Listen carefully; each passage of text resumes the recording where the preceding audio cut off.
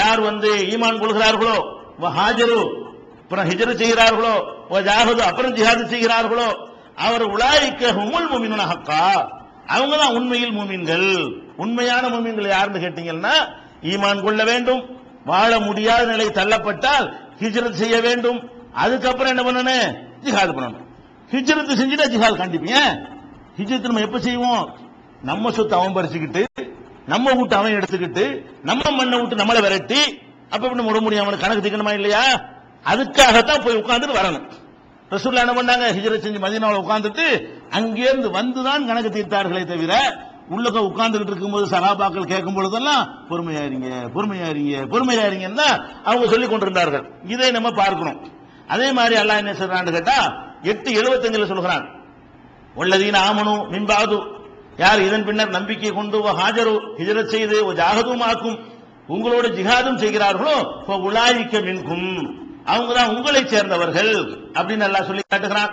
அதே மாதிரி 9:20 அல்லாஹ் சொல்கிறான், அல்லதீன ஆமனு, யார் நம்பிக்கை கொள்கிறார்களோ ஹாஜரு ஹிஜ்ரத் செய்கிறார்களோ ஜாஹது ஃபீ ஸபீலில்லாஹ், அல்லாஹ்வுடைய பாதையில் அப்புறம் ஜிஹாது செய்கிறார்களோ அல்லாஹு தரஜத்தன் இந்தல்லாஹ், அல்லாஹ்விடத்தில் மகத்தான தரஜாவை அந்தஸ்தை அவர்கள் பெற்றுக் கொள்வார்கள் அப்படின்னு அல்லாஹ் சொல்லி காட்டுகிறான்.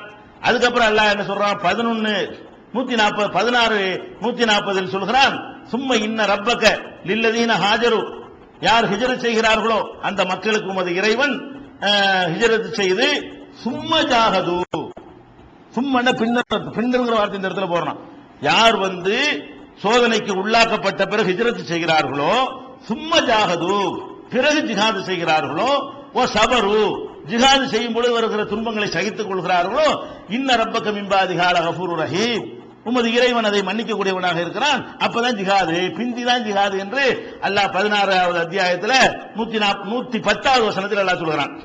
அதே மாதிரி 22வது அத்தியாயம் 58வது வசனத்தில் அல்லாஹ் சொல்கிறான், வல்லதீன ஹாஜரு ஃபீ ஸபீலில்லாஹ், யார் அல்லாஹ்வுடைய பாதையில் ஹிஜ்ரத் செய்கிறார்களோ சும்ம குத்திலு, பிறகு கொல்லப்படுகிறார்களோ வமாத்து அல்லது இறந்து விடுகிறார்களோ யர்சுகு ஹன்னல்லாஹு ரிஸ்கன் ஹஸனா, அவங்களுக்கு அழகான ரிஸ்கை அல்லாஹ் கொடுப்பான். இப்படி எல்லாம் பல வசனங்களில் அல்லாஹ் என்ன பண்றான்னு கேட்டா, ஹிஜ்ரத் என்பதற்கு பிறகுதான் ஜிஹாது. ஜிஹாது ஒரு நாட்டில் நம்ம செய்ய வேண்டும். அநியாயக்கார ஒரு ஆட்சி நடந்தால் அதை எதிர்க்க வேண்டும். எப்ப எதிர்க்க வேண்டும், நீங்கள் அந்த நாட்டு குடிமகனா இருந்து உங்களை அந்த நாடு முஸ்லிமா வாழ முடியாமல் செய்து, உங்களை தொலை விடாமல் செய்து, நோன்பு வைக்க விடாமல் செய்து, ஜக்காத்து கொடுக்க முடியாமல் செய்து, உங்களுடைய முஸ்லிம் என்று காட்டிக்கொள்ள முடியாமல் செய்து, கடைசியில் இந்த நாட்டை நீ வாழவே கூடாது என்கிற நிலைக்கு உங்களை தள்ளி ஓடுங்கடாங்கிற நிலையை உங்கள் மீது திணிச்சு உங்க சொத்து பத்திலாம் எடுத்துக்கொண்டு உங்களை போய் விரட்டி அடித்து விட்டார்களே, ஆனால் அங்கிருந்து போயிட்டு அப்புறம் வா, போயிட்டு தான் வரணும், இருந்துகிட்டு வரக்கூடாது. பாயிண்ட் வழங்குதா?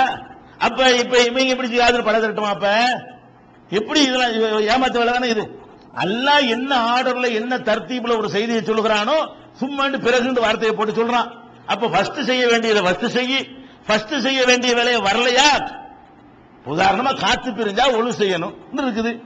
காத்து பிரியல போய் ஒழு செய்ய பத்தி பேசுற, காத்து பிரியல இல்லப்ப, அதனால அது இருந்தா தானே செய்யணும். குளிப்பு கடமையாகிறது, என்ன செஞ்சா குளிப்பு கடமையாகுமோ அது குளிப்பு கடமையாகும். கல்யாணமே பண்ணல, அப்புறம் என்னத்தை போட்டு குளிப்பு கடமை?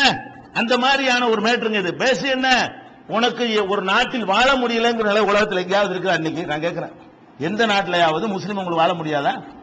எங்க பள்ளிவாசல் இல்ல, எங்க தொழ முடியல, எங்க நோன்பு வைக்க முடியல? சில நேரங்களில் எவனாந்து கிறுக்கு பிள்ளை ஏதாவது பண்ணிவிட்டான்னு சொன்னா தற்காலிகமா ஒரு கெடுபிடி பண்ணுவாங்க. அது உங்களுக்கு மட்டும் பண்ண மாட்டான், வேற ஒருத்தர் அது மாதிரி பண்ணல அவனுக்கு அந்த கெடுபிடி பண்ணுவான். எவன் நக்சலைட்டுக்கு பண்ணலையா, உங்களுக்கு கெடுபிடி பண்ணலையா? எங்கேயாவது ஒரு சம்பவங்கள் நடந்துருச்சுன்னு சொன்னா அந்த குறிப்பிட்ட ஒரு அந்த டென்ஷன் அடங்குற வரைக்கும் இது மாதிரி நாளைக்கு நடந்துருமோ, நாளை கழிச்சு கோயம்புத்தூர் வந்துருமோ, இப்படிங்கிற மாதிரி ஒரு நேரத்தில் ஒரு நெருக்கடி இருக்கும். எல்லா நாட்டிலும் இருக்கும், அதை விடவா மாட்டான். அவன் தன்னை காத்துக் கொள்வதற்காக சில நெருக்கடி பண்ணுவான். ஒரு பகுதியில் இருக்கும் அல்லது ஒரு காலத்துக்கு இருக்கும். காலமெல்லாம் இருக்குமா? அப்ப கூட இந்த அளவுக்கு இருக்காது. என்ன இருக்கு, சோதனை நடக்கும். தொழுகைக்கு திறக்க மாட்டான். பாக்கில என்ன வச்சுக்கிற, பையில என்ன வச்சுக்கிற, மஞ்சப்பையில் என்னடா இருக்குது, பேக்கில் என்னடா இருக்குது, இதை வேண்டாம் கேட்பான். ஏன் கேட்பான்? ஏதாவது உருண்டை இருந்து வச்சு அதுக்காக கேட்பான்.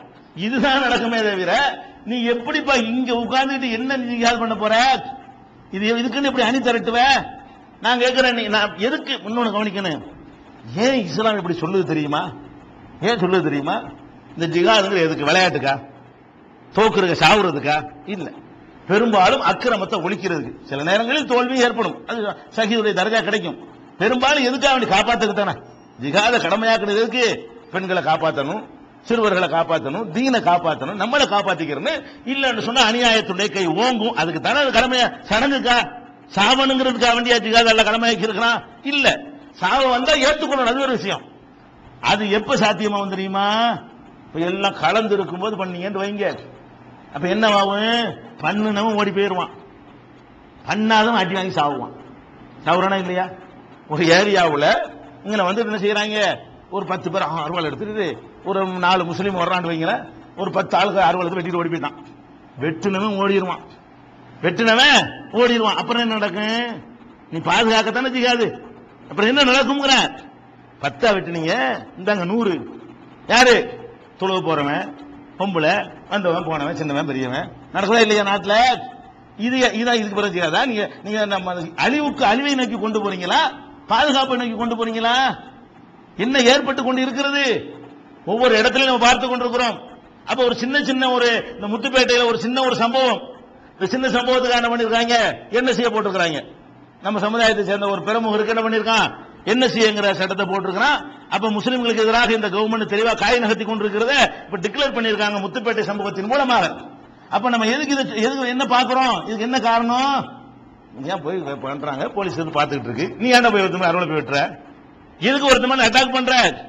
நீ ஒருத்த மண்ணதுனால நீ ஒருத்தனுக்காக 32 பேர் உள்ள ஒருத்த மண்ணதுக்காக வேண்டி அந்த 32ல வந்து ஒரு ஆளுக்கு என்எஸ்சி எத்தனை பேர் போட போறாங்களோ, எவ்வளவு நாளைக்கு வச்சிருக்க போறாங்களோ, இதுதான் ஒரு கவர்மெண்ட் அளிக்கக்கூடியதா இருக்கும். அது ஒரு விஷயம். இந்த மாதிரியான காரியத்தெல்லாம் ஏற்கனவே ஒரு ஆள் போனாரு. இந்த அடக்குமுறைகளை மட்டும் முஸ்லீம்கள் எப்போதுமே சகித்துக் கொள்ள மாட்டார்கள். அதுக்கு நம்ம எப்படி பதிலடி கொடுப்போம்? நம்மள்ட்ட இருக்கிற பெரிய ஆயுதம் வாக்கு சீட்டு, அதை வச்சு சரியான பதிலடி நம்ம கொடுப்போம். வேற ஆயுதம் தூக்க தேவையில்லை. அப்ப என்ன பிரச்சனை கேட்டா, அப்ப ஒரு சமூகத்துக்கு பாதுகாப்புக்காகத்தான் இஸ்லாம் வந்து ஜிஹாத கடமையாக்கி இருக்கிறது. சமூகத்தை அழிச்சு நாசமாக்குவதற்கு இல்லை.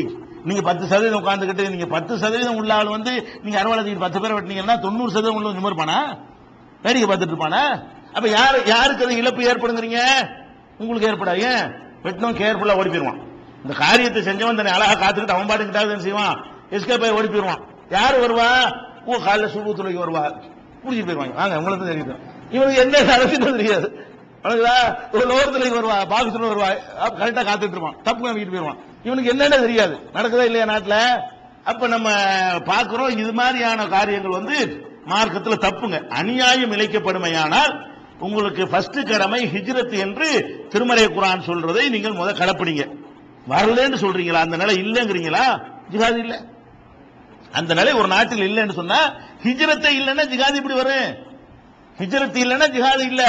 அல்லாஹ் திருமறையில சொல்றான், இன்னல்லதீன தவஃபாஹும் 4:97 98 இன்னல்லதீன தவஃபாஹுமுல் மலாயிகத்து வாலிமி அன்ஃபுஸிஹிம், வானவர்கள் சில அநியாயக்காரர்களுடைய உயிர்களை கைப்பற்றுவார்களாம். கைப்பற்றி கேட்பாங்களாம், காலு ஃபீம குன்தும், எங்க இருந்துகிட்டு இருந்தீங்க நீங்க? யார்கிட்ட இந்த கேள்வி கேட்கப்படுது தெரியுமா? இஸ்லாமா வாழ முடியாத ஒரு நாடு மக்கா. அங்க உட்கார்ந்துகிட்டு நம்ம வீடு நமக்கு முக்கியம், நம்ம வாசம் முக்கியம் அப்படின்னு சொல்லி ரசூலுல்லாஹ் மக்கா விட்டு போறாங்கல்ல, அவங்களோட போவாம அபிசினி அவங்க போவாம அங்கே உட்கார்ந்து கொண்டு முஸ்லிமா வாழ முடியாத நிலையை சகித்துக் கொள்றாங்கல்ல, அவங்களுக்கு தான் அல்லாஹ் சொல்றான், வானவர்கள் உயிரை கைப்பற்றி கேட்பாங்களா, ஃபீம குன்தும், எங்கே மக்காவுல இருந்துகிட்டு நீங்க எங்க இருந்தீர்கள் கேட்பாங்களாம். காலு, அவங்க பதில் சொல்லுவாங்களா, குன்னா முஸ்தலாஃபீன ஃபில் அர்தி, நாங்கள் பூமியில் பலவீனர்களா இருந்தோம், ஏழல எங்களுக்கு அப்படின்னு அவங்க சொல்லுவாங்களாம். அப்ப மாணவர்கள் கேட்பாங்களா, அலம் தக்குன் அர்துல்லாஹி வாசியா, ஏன் அல்லாஹ்வுடைய பூமி விசாலமாக இல்லையா? ஹாஜிரு பீஹா, அதுல நீங்க ஹிஜ்ரத் செஞ்சிருக்க வேண்டாமா? அப்ப ஃபர்ஸ்ட் உங்க கடமை அநியாயத்துக்கு உள்ளாக்கப்பட்டீர்களேயானால் அடிச்சு உசுர கைப்பற்றும் போது என்ன செய்வாங்க? ஏண்டா ஹிஜ்ரத் செய்யலன்னு தான் ஃபர்ஸ்ட் கேள்வி வரும். ஜிஹாது செய்யலன்னு யாரு கேள்வி வரும்? கவர்மெண்ட உண்டாக்கிட்டு தனியா போயிட்டான் பாருங்க, அவன்கிட்ட தான் அல்லாஹ் கேட்பான், ஏண்டா ஜிஹாது செய்யலன்னு. நம்மள்ட்ட என்ன கேட்பான்? ஏண்டா ஹிஜ்ரத் செய்யலன்னு கேட்பான். எப்ப அந்த நிலை இருந்தால், நம்ம இல்லங்கிறமே இருக்குன்னு அவன் நம்புறானா அதை செய்யும் போதில்லை. நாங்க இல்லங்கிறமே, நாங்க செய்ய மாட்டோம். நாங்க ஹிஜ்ரத் செய்யற நிலை எங்களுக்கு இல்லை. நாங்க சவுதி அரேபியா விட இங்க நல்லா இருக்கிறோம், எகிப்தை விட இங்க நல்லா இருக்கிறோம், துபாயை விட நல்லா இருக்கிறோம். துபாயில போய் கூட பப்ளிக் மீட்டிங் எங்களுக்கு போட முடியல, இங்க நாங்க என்ன செய்கிறோம்? போட்டு கொண்டிருக்கிறோமா இல்லையா? துபாயில போட முடிச்ச நமக்கு பப்ளிக் மீட்டிங் அரங்கத்துக்குள்ள பேசிட்டு வந்தோம். முஸ்லிம் நாட்டுக்குள்ள செய்ய முடியாத வேலைகளை எங்க செய்ய முடியுது? இங்க செய்ய முடியுது. நாங்கள் இங்க ஹிஜ்ரத் இல்லைன்னு நாங்க சொல்லுகிறோம். நீ ஜிஹாத் இருக்குங்கிறீங்கள, ஃபர்ஸ்ட் ஹிஜ்ரத் பண்ணு, அதுக்கு மக்களை கூப்பிடு.